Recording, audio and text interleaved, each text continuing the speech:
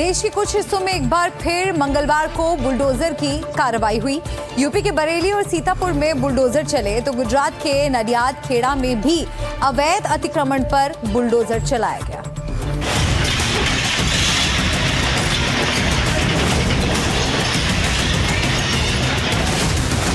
UP में जो bulldozer कार्रवाई शुरू हुई उसे दूसरे राज्य भी अपना रहे हैं। अतिक्रमण और माफियाओं के खिलाफ बुलडोजर गरज रहे हैं। अवैध निर्माण ढाया जा रहा है। तस्वीरें गुजरात की हैं। नडियाद महानगर पालिका बनने के बाद यहाँ सबसे बड़ा डेमोलिशन किया गया। कार्रवाई में 1978 में बनी करीब 48 दुकानों को गिराने का काम शुरू किया गया। बताया जा रहा है कि कॉरपोरेशन ने काफी समय से व्यापारियों को दुकानें खाली करने का नोटिस दिया था। बताया जा रहा है कि दुकानों के पास और नीचे से गुजर रहे नालों में पानी भर रहा था।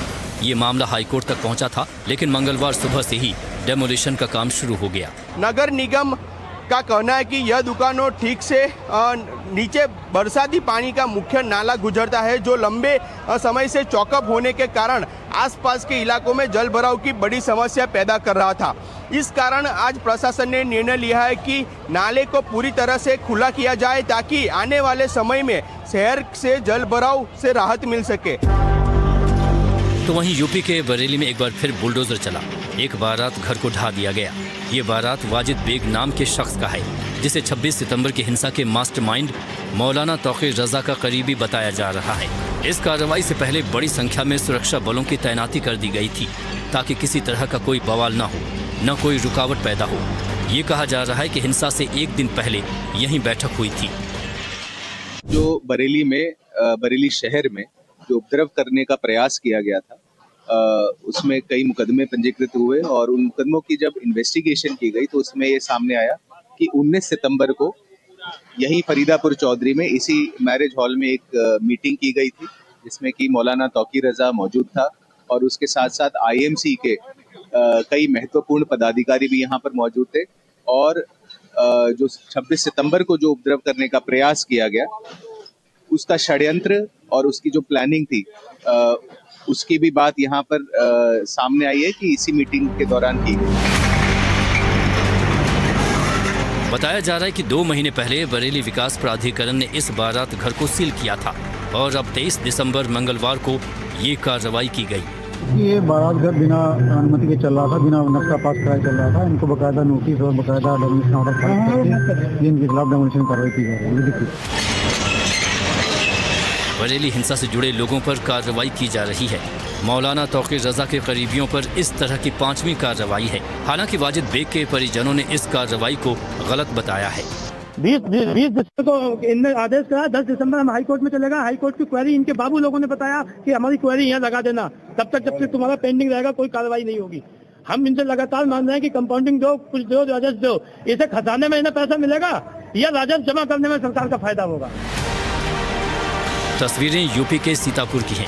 यहाँ के सदर क्षेत्र में सरकारी जमीन पर कई वर्षों से किए गए अतिक्रमण पर प्रशासन का बुलडोजर चला। बताया जा रहा है कि खलिहान की जमीन पर लंबे समय से दबंग का कब्जा था। खाली कराई गई जमीन की कीमत करीब 27 करोड़ रुपए है। Bureau report, NDTV India. कहीं आप जो महंगा ब्रांडेड मोबाइल इस्तेमाल कर रहे हैं वो नकली तो नहीं है? कहीं ऐसा तो नहीं कि उसके अंदर सस्ते पुर्जे लगाकर आपको चूना लगा दिया गया है? क्योंकि दिल्ली में एक ऐसे ही गिरोह का भांडाफोड़ हुआ है जो नकली मोबाइल बनवाता था, वो भी बड़ी बड़ी ब्रांड्स के। क्या आप भी महंगे फोन के शौकीन हैं? कहीं आपका सैमसंग फोन नकली तो नहीं? महंगे फोन के शौकीन तो हो जाएं सावधान। दिल्ली में नकली फोन बनाने वालों का भंडाफोड़। जरा सोचिए, आप अपने खून पसीने की कमाई से आखिरकार एक महंगा फोन खरीदते हैं। आपको ऑनलाइन साइट्स पर विश्वास नहीं है तो आप दुकान में जाकर फोन खरीदकर घर ले आते हैं।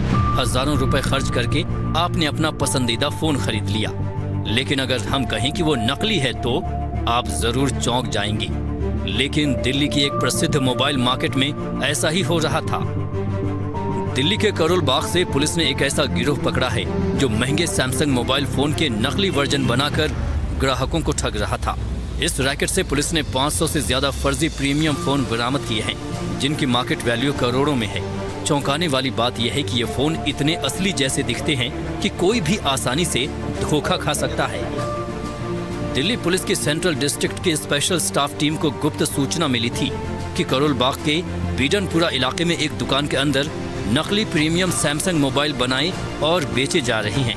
13 दिसंबर 2025 की रात पुलिस ने दबिश दी और मौके से 4 लोगों को रंगे हाथों पकड़ लिया।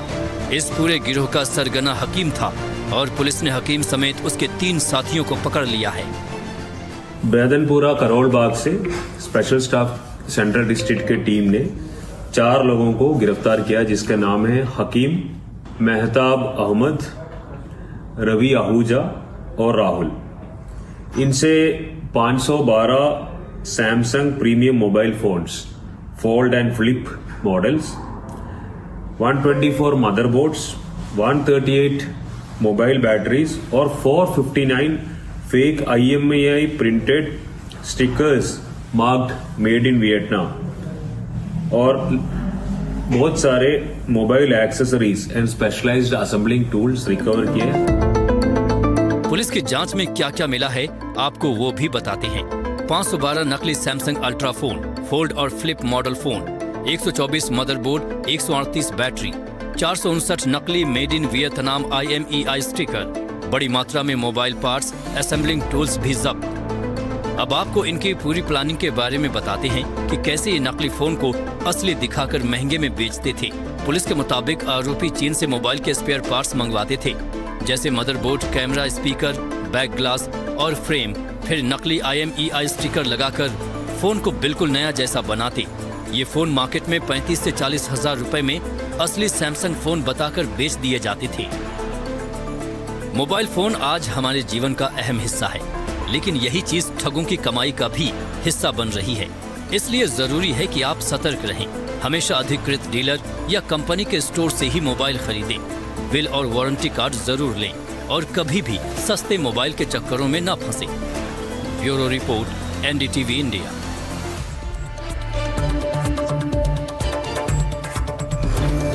तो नकली फोन्स आखिर बनते कैसे हैं, किस तरह से इस गैंग का भांडाफोड़ हुआ है और कैसे ये बड़े स्तर पर नकली फोन्स बनवाने का और उन्हें बेचने का काम किया करते थे, इस पर मेरे सहयोगी सिद्धार्थ ने एक एक्सक्लूसिव रिपोर्ट भेजी है। आइए आपको दिखाते हैं।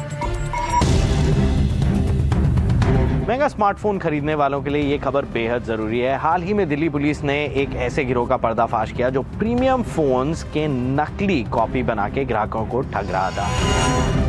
तो सवाल ये बनता है कि आप कैसे पहचानें कि आपका फ़ोन असली है या नकली। इन फ़ोनों को असली दिखाने के लिए नकली या फिर दोहराए गए IMEI नंबर आपके स्क्रीन और बॉक्स पर दिखाए जाते हैं, पर अगर आप नेटवर्क रिकॉर्ड पर वही नंबर सर्च करें तो वो नंबर किसी और फ़ोन से जुड़ा होता है और यहीं पर जो ग्राहक हैं वो धोखा खा जाते हैं। हाल ही में दिल्ली पुलिस ने एक ऐसे गिरोह को पकड़ा है जो नकली प्रीमियम स्मार्टफोन्स असली बताकर बेच रहा था और बड़ी तादाद में ऐसे नकली फ़ोन्स और पार्ट्स भी बरामद किए गए हैं। नकली फ़ोन को पहचानने के लिए फ़ोन की सेटिंग्स में जाकर मॉडल और सॉफ्टवेयर की जानकारी जांचें। IMEI नंबर को फ़ोन, बॉक्स और आधिकारिक पोर्टल पर मिलाएं। अगर कैमरा क्वालिटी, परफॉर्मेंस या सॉफ्टवेयर अपडेट में गड़बड़ी दिखे तो सतर्क हो जाएं। और हमेशा ध्यान रखें कि डिस्काउंट्स चाहे कितने भी बड़े हों, हमेशा अपना फ़ोन एक अधिकृत स्टोर या फिर भरोसेदार विक्रेता से ही खरीदें और याद रखें कि हमेशा अपना वारंटी कार्ड और बिल ज़रूर लें।